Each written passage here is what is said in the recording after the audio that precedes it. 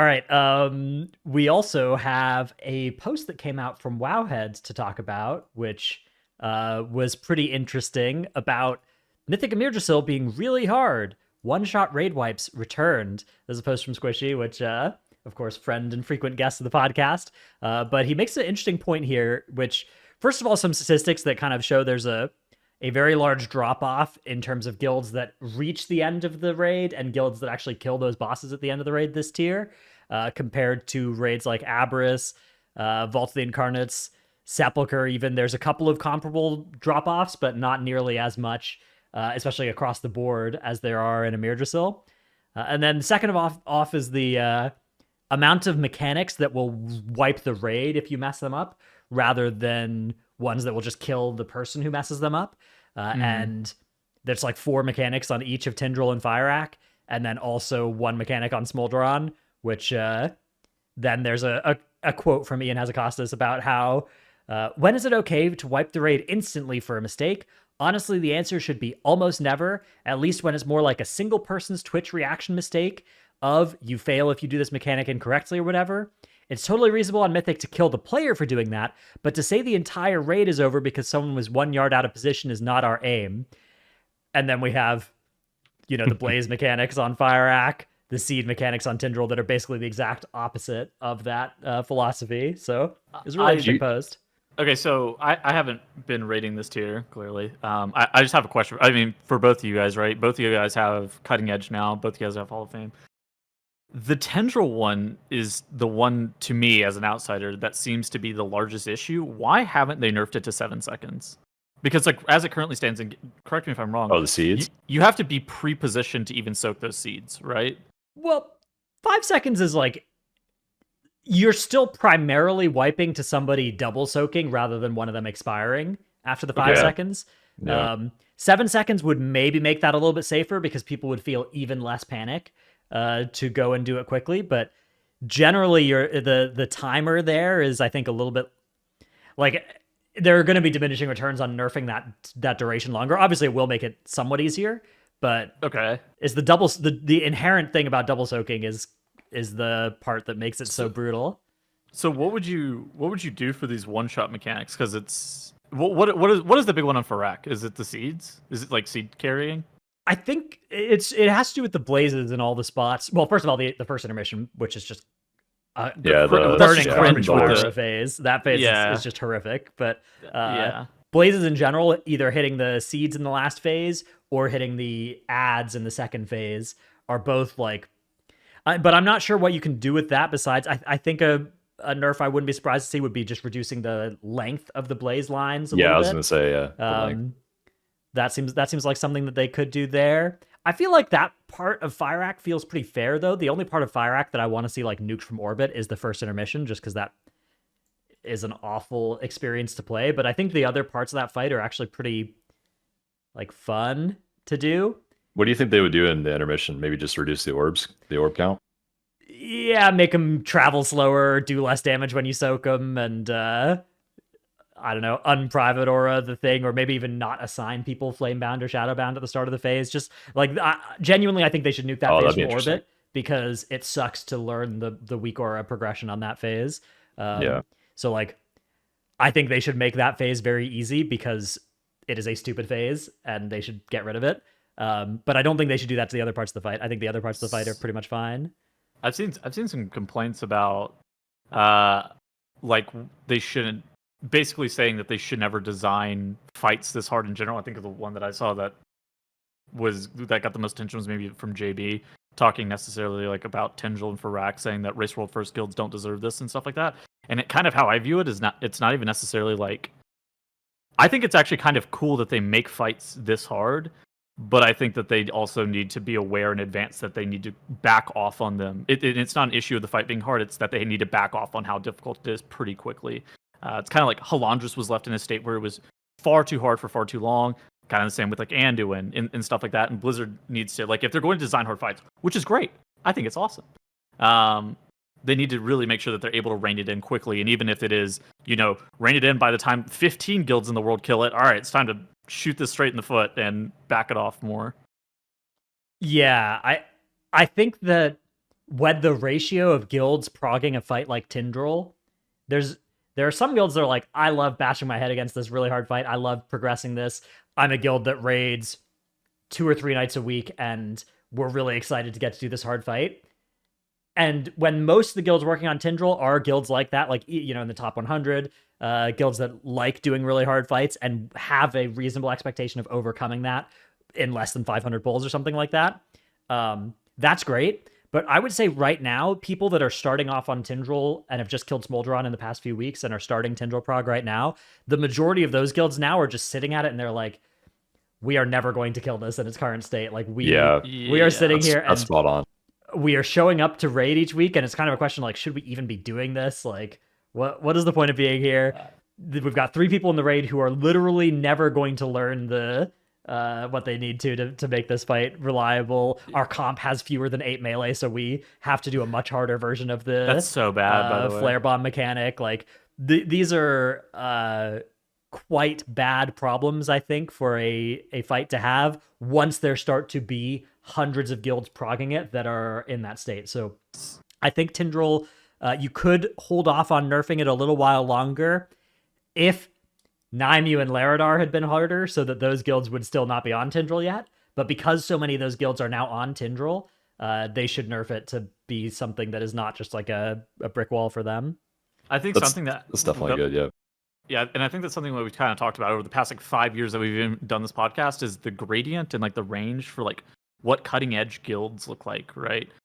Is pretty wide. Like I think that people think of cutting edge guilds as just kind of like this elite of the elite, the top 1%. And it kind of is that way, but there is like a large gap between like the top of cutting edge and the bottom of cutting edge. And you got to make it fair for everybody. And I think that it's fine for it to be hard for the top of cutting edge and then nerf it down to be, you know, more reasonable for average mythic level guilds, which is a weird thing to even say, but like it is a thing. I think it would be such a shame if they never designed fights this hard because they didn't want to nerf them later. Like that would be so sad, because there are guilds, not just Liquid Echo Method, but guilds in the top, you know, world top 50, world top 20, world top 100, some different guilds in that range that enjoy being super challenged. And the reality is that, yeah, the gap between, you know, the world top 20 and a world 500th guild has grown substantially in the past 5 years, in the past 10 years. And so, yeah, having fights that are actually going to be like brutally difficult and challenging for the very top guilds, I think should stay. I think that's sweet, as long as they then do nerf it in time so that the guilds that are currently brickwalled on Tindral are not. And I think if they don't nerf it like next reset, we have a big problem. Yeah, I was going to say, like, now that 100 guilds have killed Fyrakk, I think it's like around 100. Our guild was 90 a couple days ago. But about right now is when I think they should really open it up to more guilds being accessible, because we enjoyed the challenge of killing Tindral and Fyrakk, and it was like spot on, really hard bosses for us, and we only raid a couple times a week, so it was very fulfilling. But then all my friends that are just starting Tindral or in the middle of Tindral, like Dravno said, are just like in hell, and they just can't imagine going through this entire progression. Okay, I have a question for both of you guys. Charles, I'll ask it to you first because you killed it more recently. How did you feel about Tindral? I thought Tindral was a sick boss. I think killing a boss that has the possibility of one-shotting the entire raid at all times, like the entire fight. There's 4 different ways you can one-shot your entire raid. And then getting through that and defeating it feels really good. Ginos, how did you feel about Tindral? Because you progged actually an unnerfed version of the fight, and then it got nerfed, and then you like almost insta-killed it, right? Yeah, we had it at 9% when the first nerf to like going up to 6 feathers and stuff came in. I have a little bit of sadness that we didn't manage to kill it before that. We could have. We were really close. We definitely, I don't know. I mean, it was still really fun to fight, fun to prog, and yeah, it was really satisfying to execute, like especially the 3-second seeds in P2, which were just so unreasonable. When you actually did them, it felt so good though, because you were like, you know, you were doing something that you shouldn't be able to do, and you know, we didn't kill that version of that fight, but we got through P2. Like we'd successfully beaten P2 dozens of pulls with that constraint, which was it was really cool. So I don't know, I mean, like my guild is one of like the player skill is pretty high, and we're in a guild that will like bench or kick people if they're if their performance drops, and we'll recruit people in based on performance, and that's not true even of all cutting edge guilds. Like there are cutting edge guilds where your bottom 5 players are a substantial degree worse than your top 15 players. And like obviously that's true in any guild, but there are guilds where that's a lot harder of a status quo to change, and I think those sorts of guilds in particular are now, several of them are on Tindral, and oh boy, that does not sound fun at all. Yeah. because of the way that like just double soaking makes a tree and then it's over. That mechanic in particular seems hellish under those circumstances. So I enjoyed it. I'm glad the fight came out like that. I had a lot of fun with it, but yeah, I think its time is up. It's time to nerf it, I think. Agreed. What do you think about the Smolderon nerfs, by the way? Yeah, I think Smolderon's in a good place right now. I don't think they should further nerf Smolderon or Fyrakk just yet. I think Fyrakk also, like, it's really hard, but it's the last boss, not the second to last boss. I agree. Yeah. I think it can stay where it is for a little while longer. Although anytime they want to nuke the first intermission, I advocate for that. I think that intermission should go. But other than that, I think the later parts of Fyrakk, it's already been nerfed a couple times. The Colossus health is a lot smaller than it used to be. So I think that fight is in a good place. And I think Smolderon's in a good place as well. The nerfing by 1 Seeking Inferno Orb as a large nerf. Yeah. That was the big one. Less lava waves too. Really good. Yeah. Like those nerfs. It's tough because like the problem with nerfing Smolderon, if you nerf Smolderon more, you just further exacerbate the problem of more guilds reaching Tindral that are not going to be ready for it in its current version. So, right. Yeah, I think Tindral is definitely the biggest problem here. Yeah.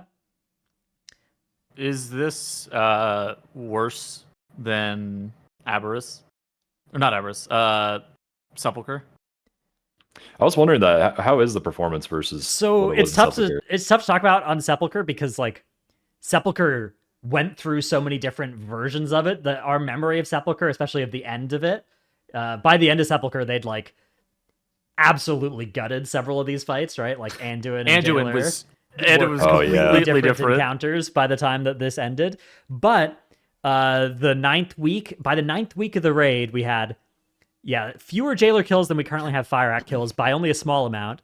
But you can see a similar sort of pattern where after Lehuvim, I guess this was after the first big Halandris nerf, but then the Halandris to Anduin gap was as large as the current Smolderon to Tindral gap. Obviously, Jailer was unique, or Sepulcher was unique in that it had more hard bosses than this tier did. So I don't know. That was a crazy ride as well. Yeah, because personally, I feel like Sepulcher was overall a more difficult raid. Maybe just because it had one more insane boss than this raid had. Because Halandris, Anduin, and Jailer were the 3 insane bosses for us, right? Rygolon was obviously super insane for the Race World first, but double legendary made that fight substantially easier. Double legendary killed that fight without even needing to nerf it. And I think that's the thing about these fights is like the difficulty of Jailer, Halandris, Tindral, Fyrakk does not get substantially reduced by gear. So there needs to be mechanical nerfs to make it reasonable for non-world first level coordination guilds to actually be able to beat them. Rygolon is a good example of a boss where it's like, yeah, the hard part of this boss is reaching the end with 4 healers or doing enough DPS with 5 healers to kill it. And both of those problems get trivialized by an extra legendary on your gear and the 3rd reset. So I don't know. I think that one possible solution would be to try and design more fights such that instead of killing you, like if you think about double soaking a Seed of Flame, that's going to kill everybody by 30 of their health bars. But if it instead only killed everybody by like 1.1 of their health bars, then a little bit of extra gear maybe moves that to survivable range, right? Stuff like a flare bomb missing, a wild mushroom exploding. Like all of these are Lamau levels of one shot, right? Like fiery growth. There's no possible way you ever survive these. But if they move the damage numbers on these sorts of abilities such that the difference between week 1 gear and week 5 gear would fix it, that could be one way that they could have these fights not need to actually get nerfed. But as it stands right now, I think that hotfix nerfing this is actually just is the right way to it is the best way to handle these. We have a question in we- chat from Dobie, the GM of Nascent, and he asks, do you guys think the pattern of relying on hotfix nerfs is healthy to mythic rating? Charlie, you want to field this one first? Yeah, that's my raid leader, or my GM, by the way. But I think it's correctly or healthy when else. it's done right. I think we've talked about this before on the show, but when it's done right, it's really good because people at all levels get the experience of fighting the boss at like a very high difficulty relative to their guild skill. And it's not like too high in most cases, but it's very, very high for like the world first, and I think the world first guys really enjoy that, and so on and so on.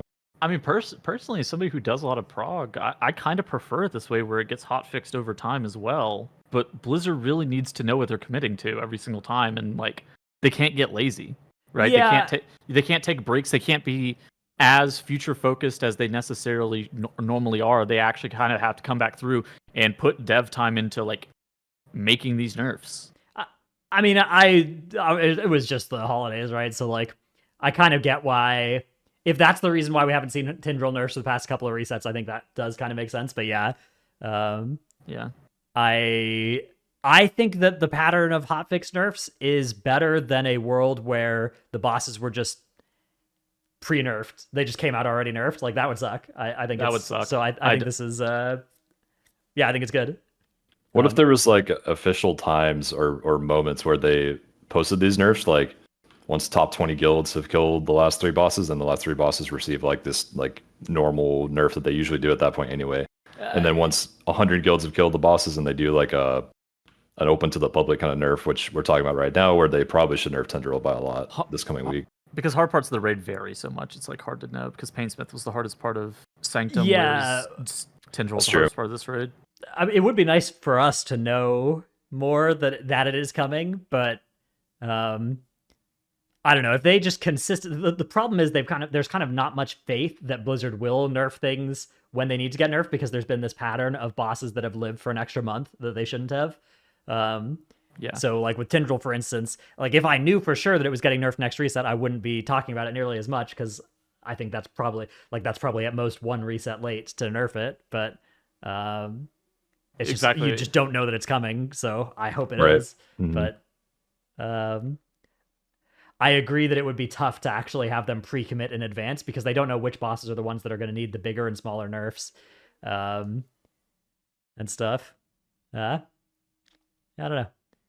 It's an interesting idea, though. That's a... Wait, I think they just nerfed Tindral like right now. What? What? Oh, wow. All right, we've got him. We've done it. Oh my god, this is All right. insane.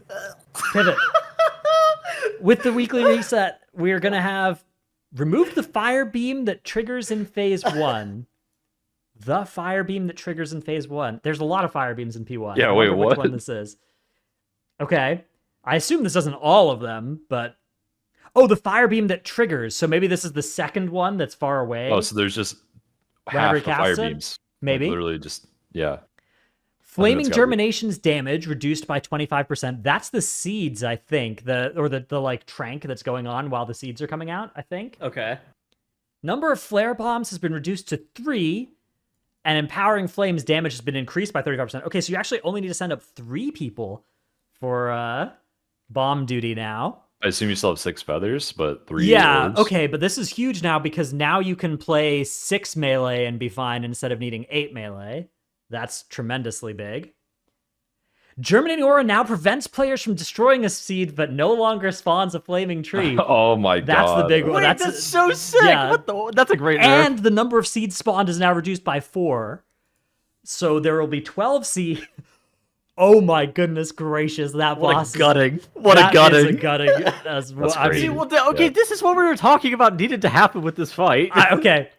I was advocating a gutting. I don't know if I wanted this much of a gut. Holy moly, this is a lot. Yeah, I that's mean, like, I'm down. I'm it's down. probably good, yeah. It's I think a we're I lot. will say down, this is right? enough that it's gonna really suck if you were a guild that was at like 30% or something and was enjoying it. Like I do empathize with guilds in that situation. But I mean, yeah, this is huge. This is. Really I mean, big. it was nuclear to rekill, wasn't it? Like it needed Oh. something stupid, yeah. My guild was under no circumstances going to rekill Tindral until they nerfed it. Well, that was Okay, We so had a we- firm covenant We established. actually amongst rekilled it this ourselves. week. We rekilled it once, and it did take us a couple hours. We had 1 new member in the raid, tanking, so that was like a huge learning curve. But we did rekill it in a couple hours. Yeah, I mean, you're not gonna have like new people in on that fight ever until. Well, now you can't, and also, I mean, okay, so my favorite of these changes, actually, the one that I think is most, the one that I hadn't thought of that is really cool is reducing the number of flare bombs, because that nerfs the awful melee requirement that this fight had.